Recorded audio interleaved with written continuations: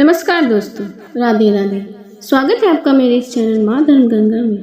आज हम रविवार की व्रत कथा सुनेंगे। प्राचीन काल में एक बुढ़िया रहती थी। वह नियमित रूप से रविवार का व्रत किया करती थी। रविवार के दिन सूर्योदय से पहले उठकर बुढ़िया स्नान आदि कर आंगन को गोबर से लीप कर स्वच्छ करती और उसके बाद सूर्य भगवान की पूजा करते हुए रविवार व्रत कथा सुनकर सूर्य भगवान का भोग लगाकर दिन में एक समय भोजन करती। सूर्य भगवान की अनुकंपा से बुढ़िया को किसी प्रकार की कोई चिंता एवं कष्ट नहीं था। धीरे धीरे उसका घर धन धान्य से भरने लगा। उस बुढ़िया को सुखी होते देख उसकी पड़ोसन उसे जलने लगी। बुढ़िया ने कोई गाय नहीं पाल रखी थी। अंत वह अपने पड़ोसन के आंगन में बंधी गाय का गोबर लाती थी। पड़ोसन ने कुछ सोचकर अपनी गाय को घर के भीतर बांध दिया। रविवार को गोबर न मिलने से बुढ़िया अपना आंगन न लीप सकी। आंगन न लिप पाने के कारण उस बुढ़िया ने सूर्य भगवान को भोग नहीं लगाया और उस दिन स्वयं भी भोजन नहीं किया। सूर्यास्त होने पर बुढ़िया भूखी प्यासी सो गई। प्रातःकाल सूर्योदय से पूर्व उस बुढ़िया की आंखें खुली तो उसने अपने घर के आंगन में सुंदर गाय और बछड़े को देखकर हैरान हो गई। गाय को आंगन में बांधकर उसने जल्दी से उसे चारा लगाकर खिलाया। पड़ोसन ने उस बुढ़िया के आंगन में बंधी सुंदर गाय और बछड़े को देखा तो वह उससे और अधिक जलने लगी। तभी गाय ने सोने का गोबर किया।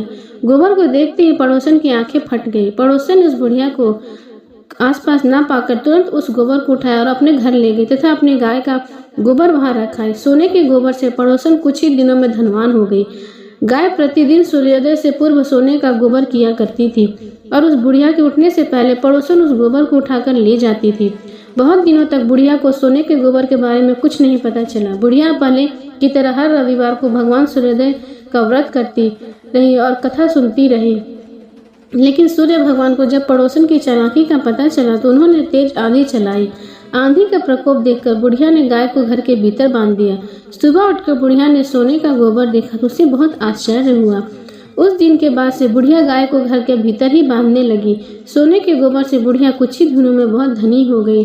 उस बुढ़िया के धनी होने से पड़ोसन बुरी तरह जल भूनकर राख हो गई और उसने अपने पति को समझा बुझाकर उसे नगर के राजा के पास भेज दिया। सुंदर गाय को देखकर राजा बहुत खुश हुआ। सुबह जब राजा ने सोने का गोबर देखा तो उसे बहुत आश्चर्य हुआ और उसके आश्चर्य का ठिकाना न रहा।